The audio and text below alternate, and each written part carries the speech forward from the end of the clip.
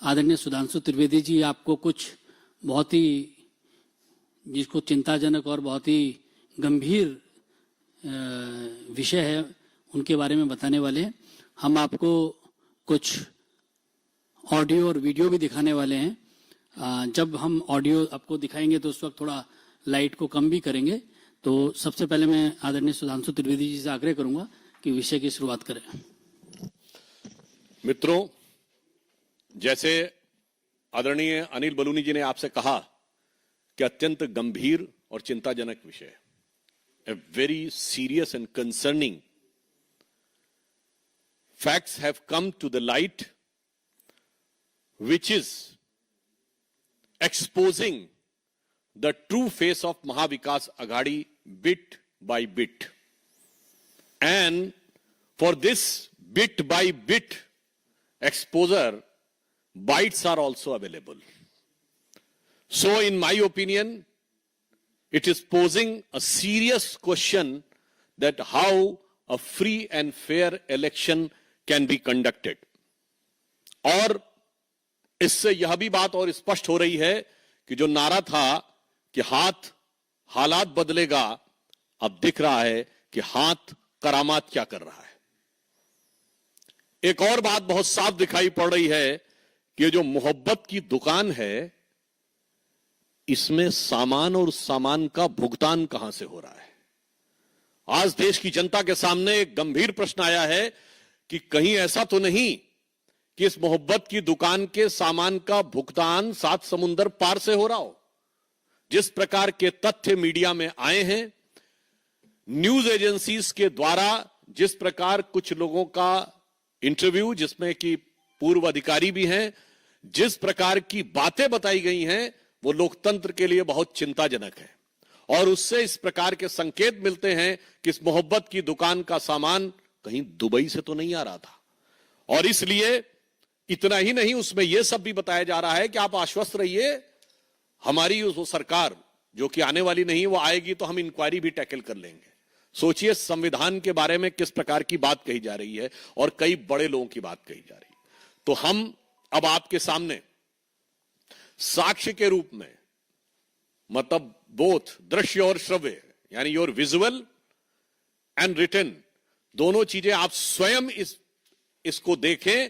और उसके बाद मैं महाविकास अघाड़ी और कांग्रेस पार्टी से फिर कुछ प्रश्न पूछूंगा। तो अब मैं अनुरोध करूंगा कि हमारी जो टेक्निकल टीम है, कृपया जो बातें न्यूज एजेंसीज के माध्यम से सामने आई हैं, जरा उनको हम राष्ट्र के समक्ष रखना चाहते हैं और यह बताना चाहते हैं कि what this bit is doing.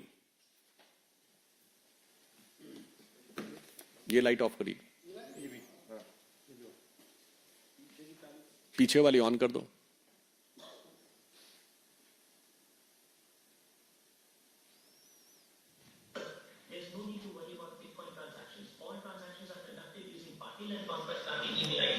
We have 3 to 4 wallets mapped to their IDs. So if any investigation occurs, it can be attributed to those 2 individuals. Trust me, no one can trace it back to us. Thank you, sir. अब दूसरी clip.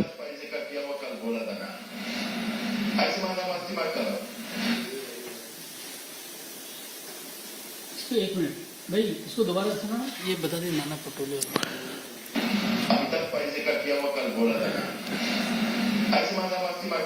ये उस agency में प्राप्त news के अनुसार नाना पटोले जी की आवाज का दावा है। Gaurav, why are you not responding to us? We need to have cash costs. Boss Gaurav, what's happening? None of you people are responding. Don't play games with me at all. Gupta is vanished, but what happens to money then? He says all bitcoins and cash is with you. Call me or Aditi urgently. We need to have cash. Elections are going on. Boss, why don't you go ahead and cash out all the bitcoins? The prices are favorable right now. And with the elections approaching, we're going to need substantial funds. Don't worry about the inquiries. Once we're in power, we'll handle them. Just get it done. ये same dealer से बात करने में उसका दावा है कि सुप्रिया सुले जी से बात हो रही है। Gaurav, please inform Laxmi to delete all data as a priority. This includes all communications from me and Bhagyashree, as well as the BHR case, Bitcoin case, and any other financial reports we have asked.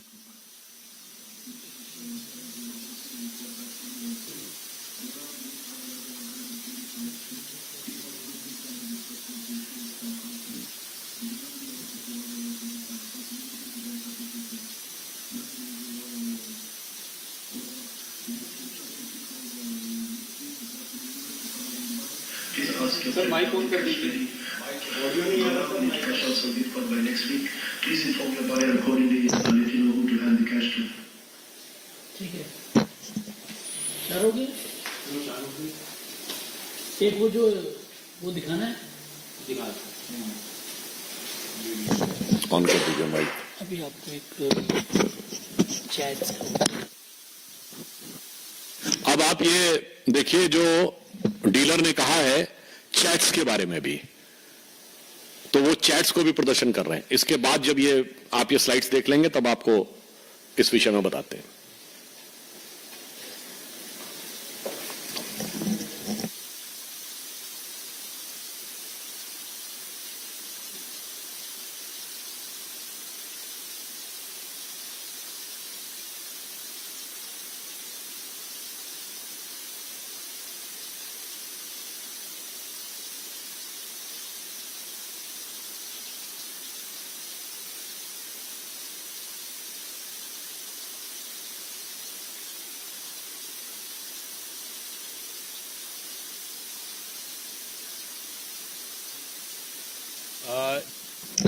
In clips में और जो आपको chats दिखाई गई हैं, इसका मुख्य विषय संक्षेप में 3-4 वाक्यों में बता देना चाहता हूं कि एक पूर्व पुलिस अधिकारी जो एक आरोप में पहले कुछ समय जेल में रह चुका है, उसको एक आरोपी डीलर संपर्क करता है और यह कहता है कि बिटकॉइन का कुछ पैसा हमें ट्रांजैक्शन करना है कैश में. वो ये कहता है कि मैं पहले ही लफड़े में फंस चुका हूं, मैं ऐसी किसी चीज में नहीं पड़ना चाहता. तो वो दूसरा व्यक्ति ये कह रहा है कि नहीं साहब, इसमें बड़े लोग इन्वॉल्व हैं और वो कांग्रेस के महाराष्ट्र के अध्यक्ष नाना पटोले जी का तथा कथित रूप से नाम लेता है और सुप्रिया सुले जी का तथा कथित रूप से नाम लेता है.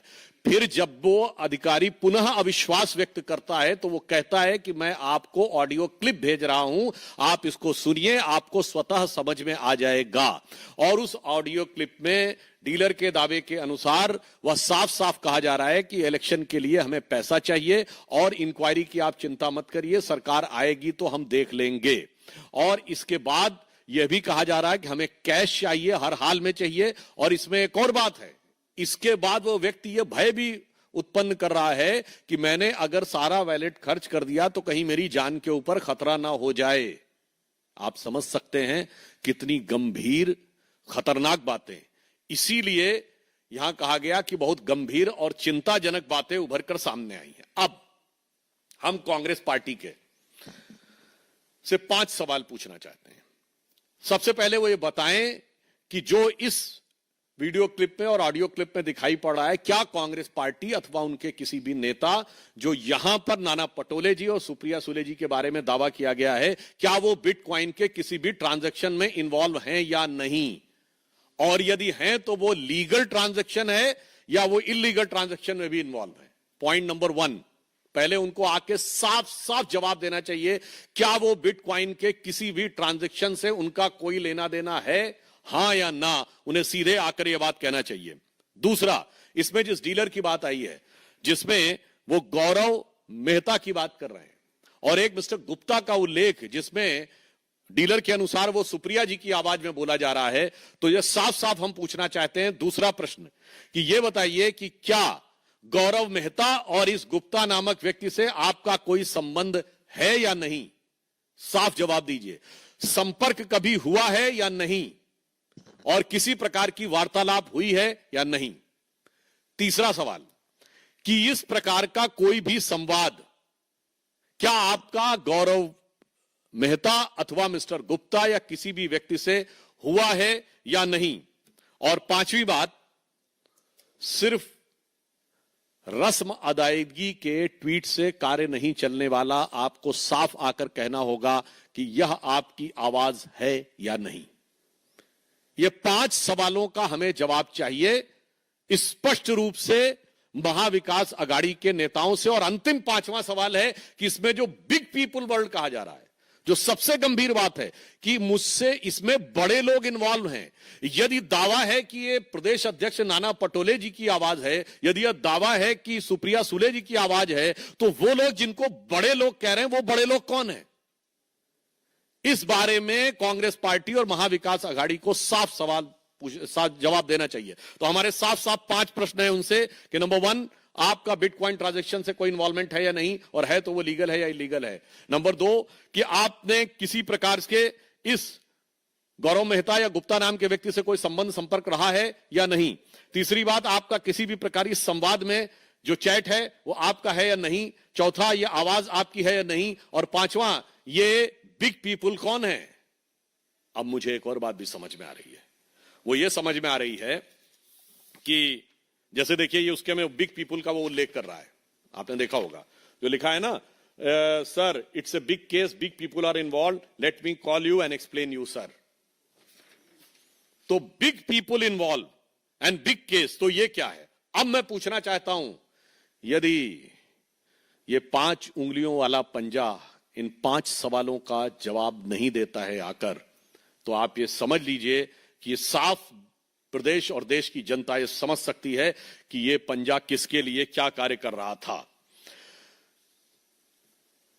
और अब ऐसा लग रहा है कि यदि वो वास्तविक अर्थों में चुनाव जीतने की कोई संभावना भी देख रहे होते, तो इस प्रकार के किसी इलीगल सोर्स से धन प्राप्त करने का कोई विचार उनके मन में न आया होता।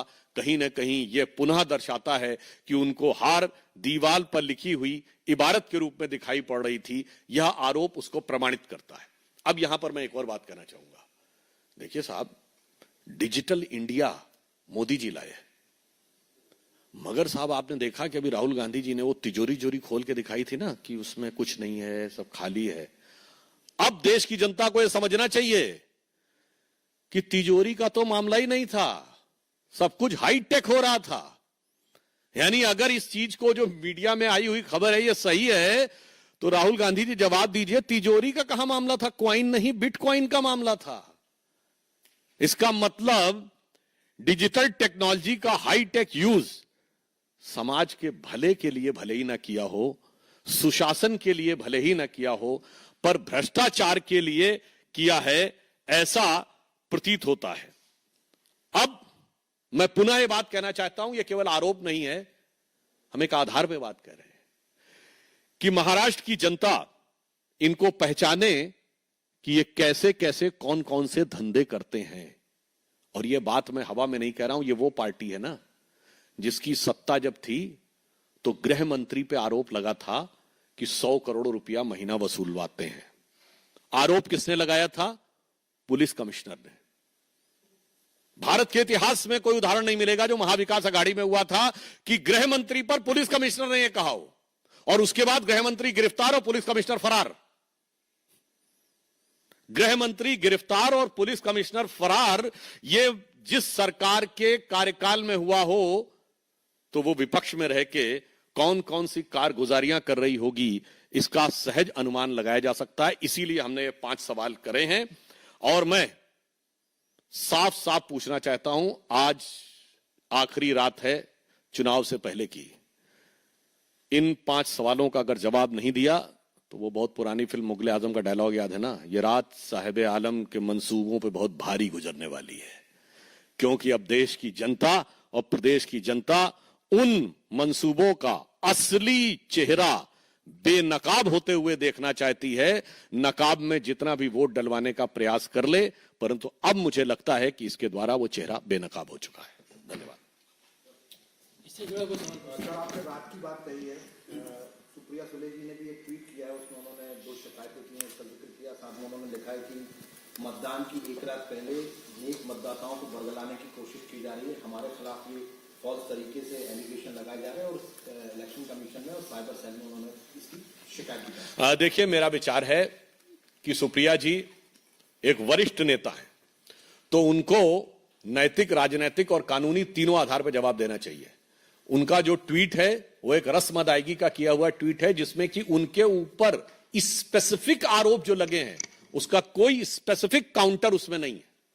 इसीलिए हमने उनसे साफ सवाल पूछे हैं कि उन्हें आकर कहना चाहिए कि गौरव मेहता अथवा गुप्ता नामक किसी व्यक्ति से उनका संबंध रहा है, परिचय रहा है या नहीं, उसके संपर्क में रही है नहीं, किसी प्रकार का चैट का आदान प्रदान हुआ है या नहीं, यह आवाज उनकी है या नहीं, और बिटकॉइन के ट्रांजैक्शन में कांग्रेस पार्टी या एनसीपी का किसी भी नेता का कोई भी इन्वॉल्वमेंट है या नहीं, और बिटकॉइन का लीगल ट्रांजैक्शन भी होता है और इलीगल भी होता है।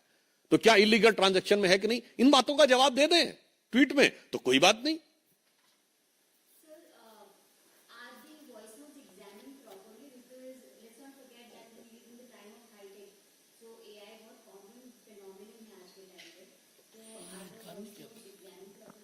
That's why we have asked categorically 5 questions, in which one of the question is that they should come out and unequivocally say that this is their voice or not.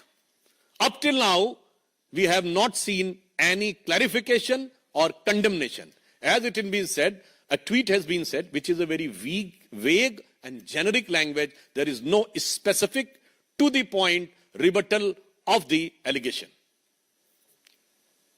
Election is just one day away.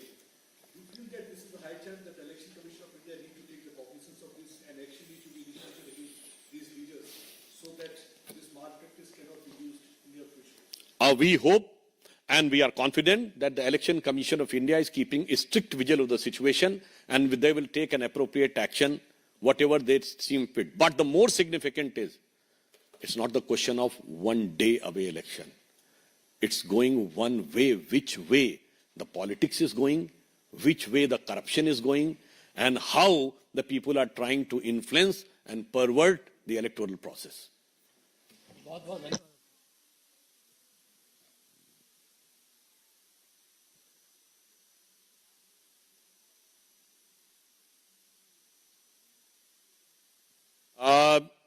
It was not an eventful day.